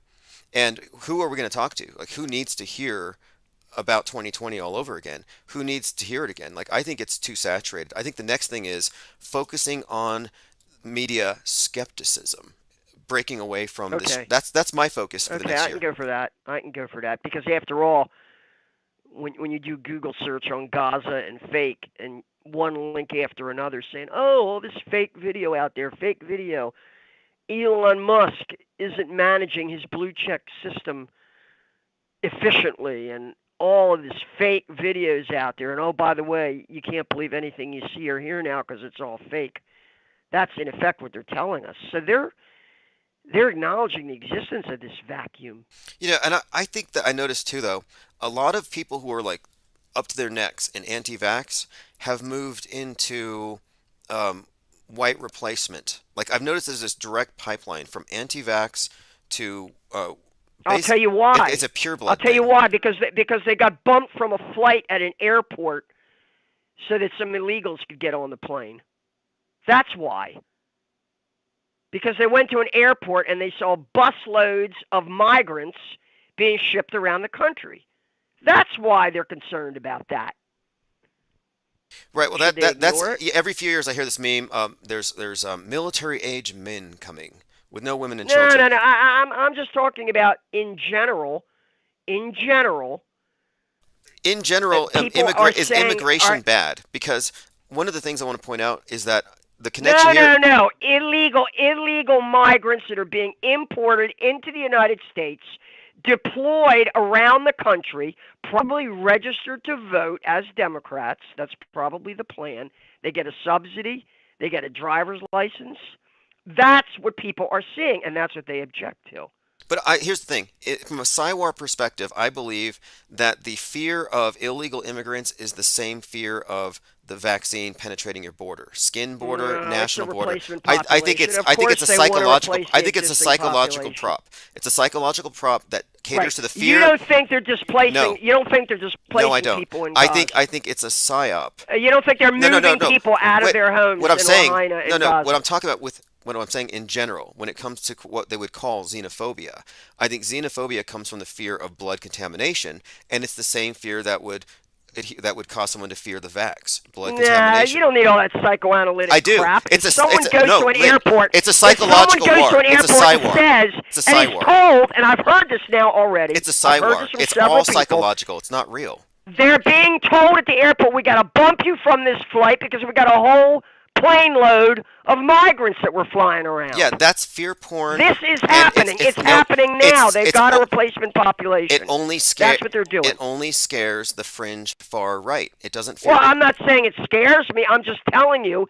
people are getting bumped from flights Anecdotal. so that these migrants could be and psyop you've got to create the perception that we're being invaded, because that's what I'm saying. It's a psychological war. They want you to feel like your blood's being you ought invaded, to see what's your going on in nation's New being York City. invaded. They're housing the migrants in neighborhoods in Brooklyn and in Chicago. People in the neighborhoods are coming out to protest because they can't handle these populations that are being moved into their neighborhoods. There is shit really happening around this migrant issue. Not just here, but in Europe as well. I think it might They've be been hyped. flooding I think it's Europe. over. I think this is all hype. I think it's been hyped up deliberately with psyops. I think it's a psyop because it's an election year.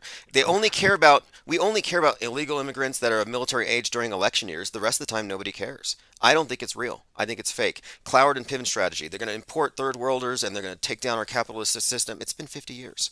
It's not going to happen. I think these are fake doomsday scenarios. No, I think they're moving in migrants because migrants are easy to manipulate. They'll do whatever you tell them to do.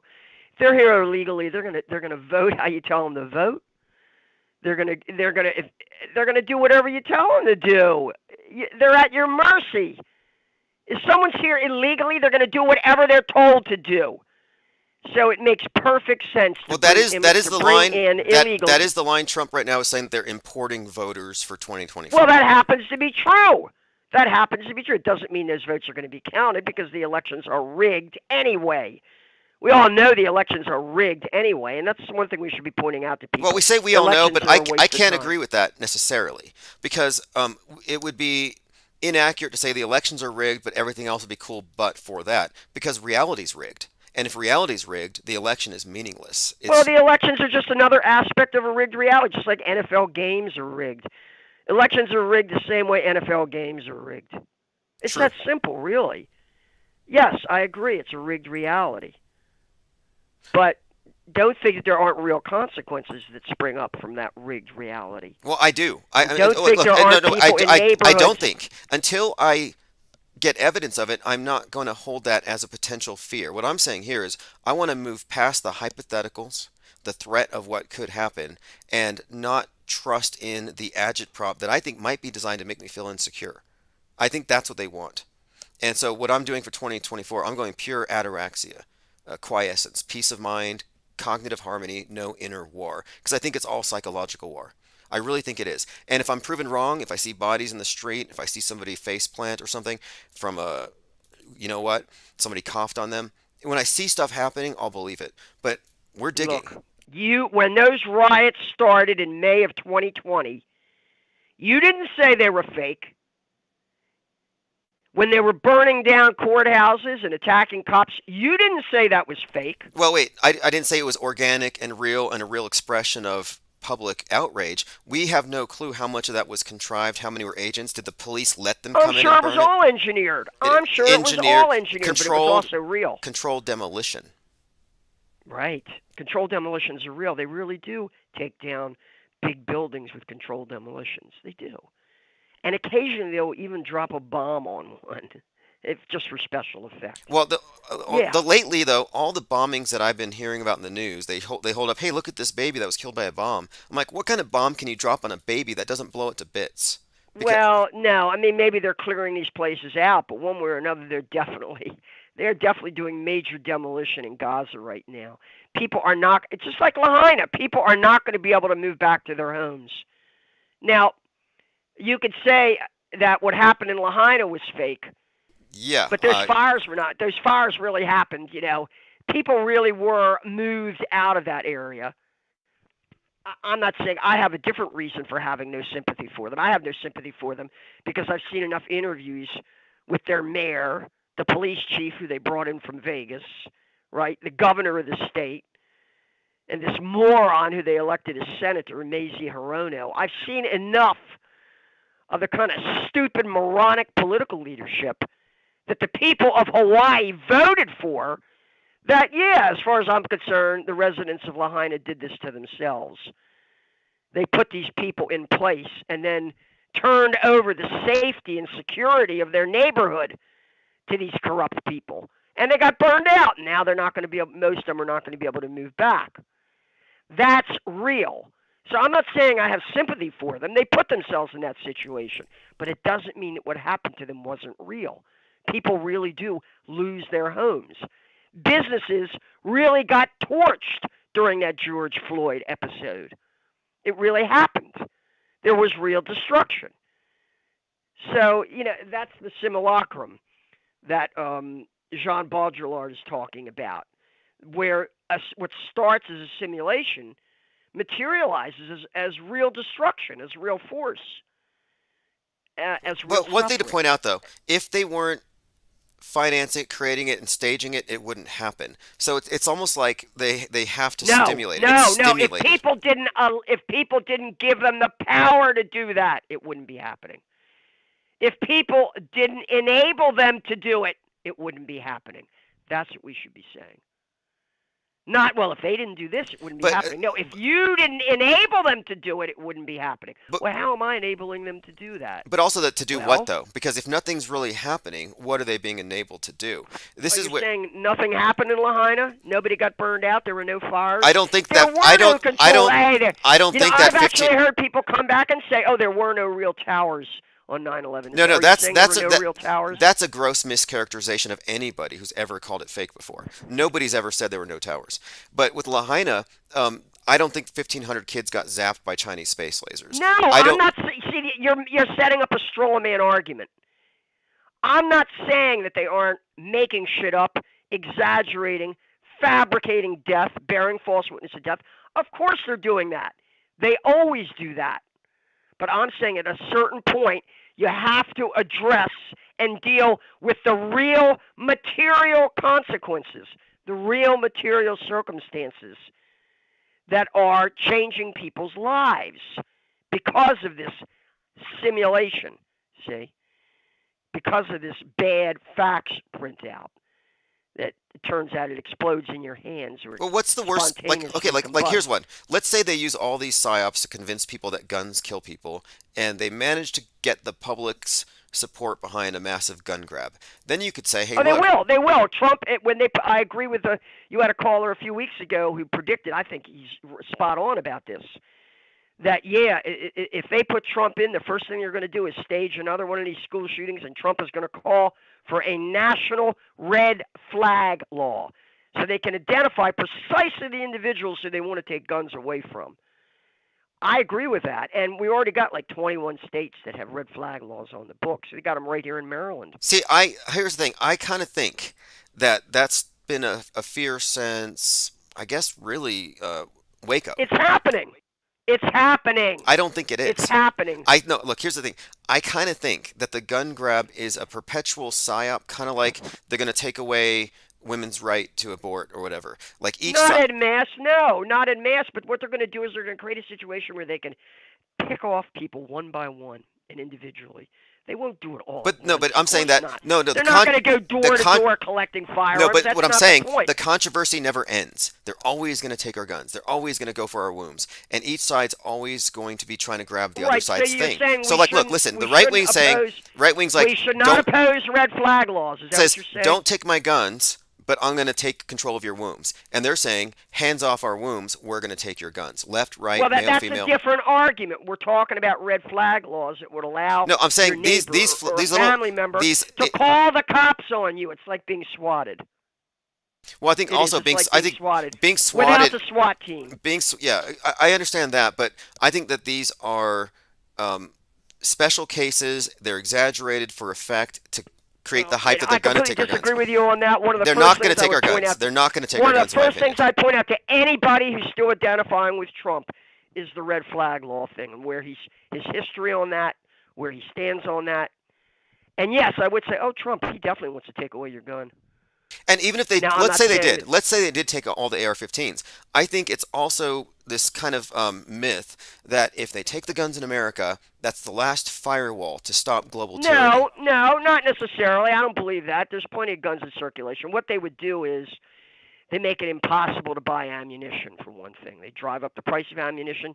They But for create what? Like, disruptions but in the isn't supply look? chain. That's Isn't easy enough to isn't do. this all based on the fear that the government's going to come take over someday, and they're already in control? Well, they already have taken over. So what does they it already matter? have taken over. Like, I think it's a worthless thing to be afraid of. It's like not worth the time. I mean, No, it's not a worth the weapon. time. It's a weapon. If someone tells me, "Oh, I'm a conservative, I'm supporting Donald Trump," I'm saying, "Oh, that's good. He wants a national red flag law." So a girlfriend who you rejected 10 years ago can call up the police and complain about your politics and say you're crazy and that you shouldn't be in possession of firearms. And send cops to your door to investigate. Or just put you on a list, put your name on a list. Well, but I'm saying these, This yeah, is gonna these are. Look, happen. I think We're gonna see look, this happen. Look, We're gonna I see see it on this the left happen. too, though. All day long on the leftist podcasts are talking about, hey, look what these Republicans are doing here to restrict abortion. Look what they're doing here to restrict access to gender-affirming care. They're always bringing up these little things that show that the other side's about to take all their rights Oh, away. but yeah, No, right. but look, you but think look. red flag laws are not a little thing. Red flag laws are not a little thing. I think Is they that are. right? I think that they're good. No, here, Oh, no, here. Let me finish my sentence. they're a No, little no, thing. they. It's Oh, just no. Here's what I'm another saying. They're law. a big thing, but they go up, they get stricken down. They're never going to stick, but it's always going to antagonize. If they're kicking What do the you mean? horn, Who's strike? You mean I'm the saying Supreme Court's going that to strike it down? the anti-gun people are kicking the hornet's nest in order to agitate and maintain the Psy-War, but they're never going to take the guns ever, ever, ever. Oh, I don't know whether they'll try to take the guns or not. I just know that what they want to do is identify I'm not, dissent. look, I'm not agitated whatsoever by the threat of it, but that's one of the main motivators for Well, the I think we'd be derelict in our duty if we didn't point out Trump's history and his current position on red flag laws and what that would mean in practical terms if you live in a state that already has a red flag law. And like I say, there are like 21. I didn't realize like 21 states now have red flag laws on the books. Okay, listen to Echo Because Charlie says. Echo Charlie says here we should be vigilant on the infringement of our freedoms, and I'm saying no, it's too late. They control your minds at such a deep level that this issue of the gun thing is a distraction. It's a really lost cause. it's Admitting beyond it's a a lost lost cause. cause. If they took your mind, it doesn't matter what they do with your guns. It's a lost cause. I'm Well, saying that's important. That's important because if I say to somebody, "Well, that's already a lost cause," Trump, among others, sold you out on that a long time ago. I'm willing to say that, yeah. but I don't think that But they're look. I'm not gonna give Donald Trump a pass for manipulating and deceiving But his Donald Trump is followers and Donald being a Trump. Judas goat. He's part of the metascript. He's not an individual who could take responsibility. Your problem was with the screen itself, with the world view, the world Well, stage. yeah, that's an abstraction to most people. They don't see it in terms of the screen. They They see it live in within terms. an abstraction in a simulation. And what I'm saying is when we pull out of the simulation, it won't be an abstraction. It's not to say that you can just categorically set aside all these political footballs, stop kicking them around, and focus on separating the objective from the simulation. And that's where I intend to go next because I don't think there's any truth in the truth movement. I think at this point it's too compromised. Its staging area is the world stage. Yeah, I'm not sure if that's the case or not. I'm still, you may be right about that. But when you say the truth movement, I'm not really sure what you. I mean, that's such a generic term. I mean the Um, non-mainstream media. So anything that's basically to the right of Mao. well, I mean, that's already been you've been through the ringer, all that stuff, and they've already got all these graduated animal farms out there to trap people, like Alex Jones. They've got that out there to handle that sort of dissent. But I am I am sensitive to the idea that I don't want to raise false hopes in people. And if you're saying that the gun issue is already a lost cause, the Second Amendment is already a lost cause, that's something, that's a serious argument. Yeah, it That's is. a It's a serious huge argument. divergence from the regular what you would hear from people on the truther side that hey, the gun grab is a, no, a non-issue. And I'm saying that because I literally believe that it's a psyop to counter the womb grab issue that afflicts the left. I think these are parallel political football issues. And I'm looking at all of this stuff as worthy of just tossing it to the side and no longer considering it. Yeah, I mean, I'm perfectly willing to say, oh, it's too late now. It's too late. They've already passed these laws, and they're going to keep passing them, and there's really nothing you can do about that. Okay. Yeah. In other words, I don't want to be spinning. I don't want to be on that hamster wheel. I don't want to be on a treadmill with people going after issues that really they can't do anything about Yeah, anyway. look, And that may be the case. blue That may be pillars the are case. lost. It, the, They're lost. But you can actually reach. I believe you can reach only those truther red pill types who've gone past the mainstream and who've hit the fringe, but somehow got steered into somehow thinking that they can win this thing. And those are the ones you have to just take away that hope and break the guardrail. You can't win, stop Yeah, what fighting. would winning look like? What would winning look like? I Like, know what I think it would look like. What do you think winning would look like? for me, winning would look like a schism created where we have a parallel media with between 50 and 150,000 people who are pure media skeptics, and we analyze everything outside of their echo chambers. And And then what would happen as a consequence of that cognitive in real life? harmony, a peace of mind, de-stressing our world for us. So, in other words, it's a philosophical movement. It's purely academic. It will have no Right, and that impact. would bring down the price of gas so people could afford it, and the price of food so people could afford it. Yes, That would actually, that would if you de-stress your life and you take away all of the emotional ups and downs and roller coasters that go into the Psywar, you would actually liberate a great deal of cognitive surplus that you didn't realize was tied up. And I think it would improve health, and I think it would, in fact, affect your life in a lot of ways. And this is what skepticism has always been credited with doing. Taking somebody out of the reaction mode to things that they cannot verify and putting them into something approaching quiescence, peace of mind. And so, if yeah. we're in mind war, if everybody has a war in their mind because they saw it through the TV screen, I think what we should do is object to that mind war, unplug, and have peace of mind as a form of resistance, where I'm not kicking around footballs, I'm not mad or agitated about what the other side is doing because I'm watching from an overview. I have an overview perspective, like the astronauts do. That's kind of what I'm doing with this. That's where I think it's going. But it has to go philosophical. And by really unplugging from the propaganda matrix, we're going to be untouchable. We won't be we won't be plugged into their attention economy. And this has never been done before, by the way. I don't think this has been done. I think this is tantamount to a new enlightenment if we do it right. But we'll see if they stop it. I guess I'm more of a traditionalist in that respect. I want revolutionary tribunals. I want people publicly tried for what they've done over the last few decades of my life. Well, if they I did want to do see those things, I look, want to see public executions. if I they do. did do those I things, want to see public executions. executions like on TV or like in public Like square. the way the Taliban does it. That's right. Like the way the Taliban does it, or the way they do it in Iran, or the way the Chinese communists do it from time to time, where they'll actually execute somebody who's been caught involved in really egregious corruption. They'll execute them right there in the workplace for everybody to see. That's what this is. I know most of your listeners won't have the stomach for this. They really won't. They'll be very offended by the idea of it. But no, I want to see real consequences. I want to see some justice done. That's something it's an illusion I still believe in. Is the Accountability, idea of accountability. justice. Yeah, I get Yeah, that. accountability. I Yeah. like that. I Yeah. mean, it's Kafkaesque. Yeah. We've been voiceless, marginalized, lied to, against their own perceptions, gaslit, and we just want them to say, or not say, but we just want the Now accountability. I realize there's a great amount of risk involved in a vision like that because things can rapidly spin out of control. Certainly, you can get into what was that movie called, The Purge? Yes. Right, and that's I think what people are afraid of.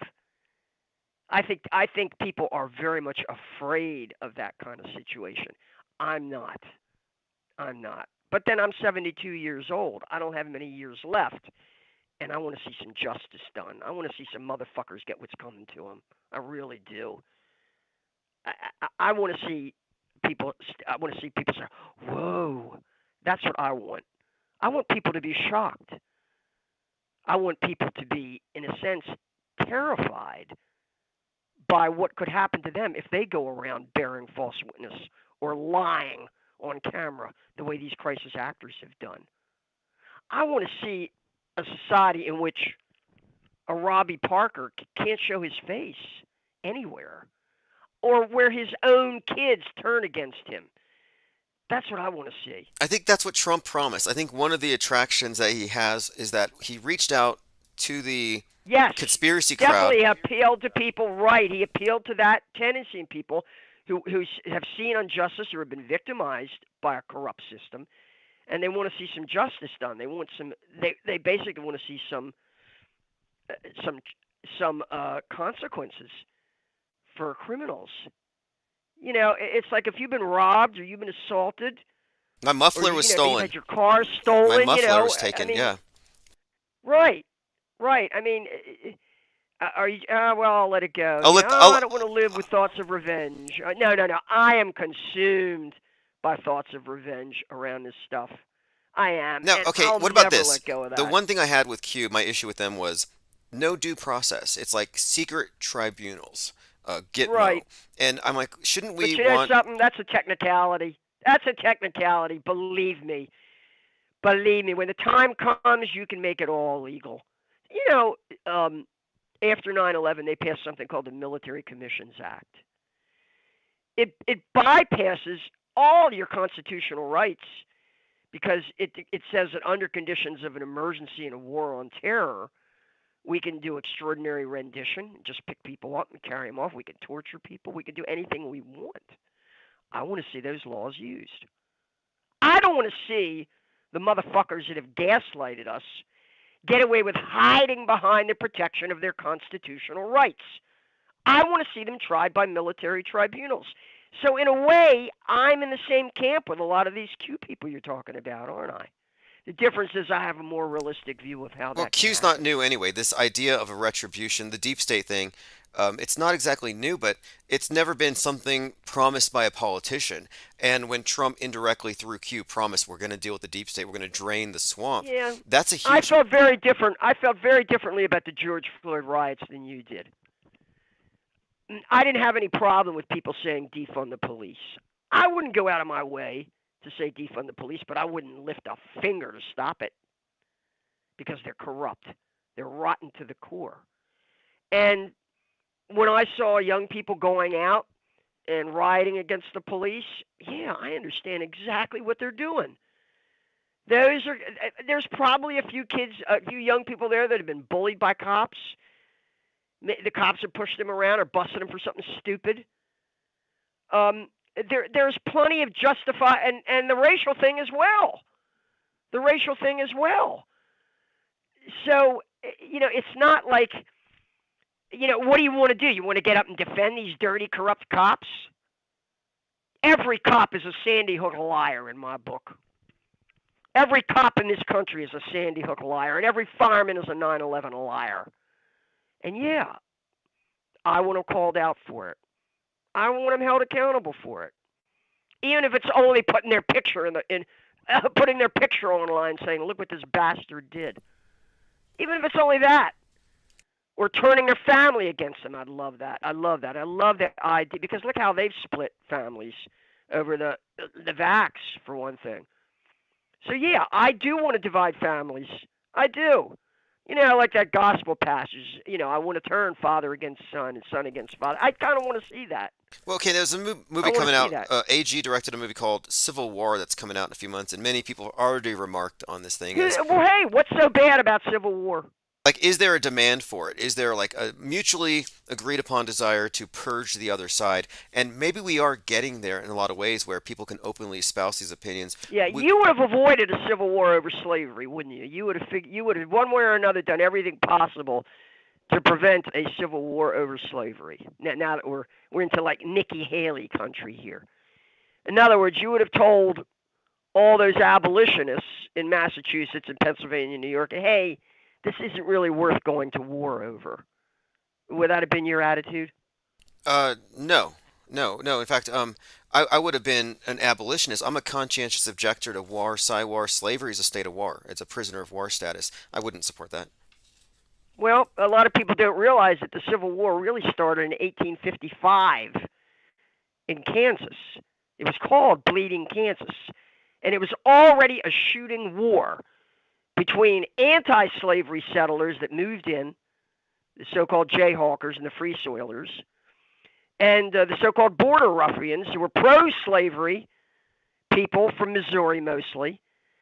And that was really, 5 years before Fort Sumter, there was an ongoing war in Kansas, the Kansas Territory, over whether it was going to enter the Union as a slave state or a free state, and whether that was worth fighting over. If I'd been living in Kansas, yeah, I would have had to take sides in that. I wouldn't have been able to stand aside and say, oh, they're just trying to divide us. Oh, they're just trying to provoke a civil war. No, the Civil War was real But in today, that though, sense. a civil war would be over what? What would be the thing that would motivate people to actually do it? Is it just the fact that they've lied, manipulated, and that they're Well, corrupt? nationalism. Look. I realize that this is what the Trump manipulators have picked up on, but nationalism is a form of resistance to globalism. Now, it doesn't mean you want that nationalism to be racist or totalitarian or fascist. We're not looking for a Hitler or Mussolini here. But I think the urge of people to fall back on America as a nation. Now you're going to say that's over anyway. We live in a global world. The idea of nation states is a total illusion. People need to wake up to smell the coffee. If the globe's an that illusion, the United States is over. And I'm willing to tell people that. I'm willing to say, what is the flag? You're waving an American flag. What do you think look, that is? what if the United It's a States worthless piece is of- just a Truman Show? I mean, I know this gets into these bigger questions, but when we're talking about the fakeability of events and the fakeability of our worldview, we're confronting this area where, I mean, and I was in the military. I understand patriotism and all that, but at the same time, is some of this stuff? Oh, in your military, they never really kill anybody. Is that right?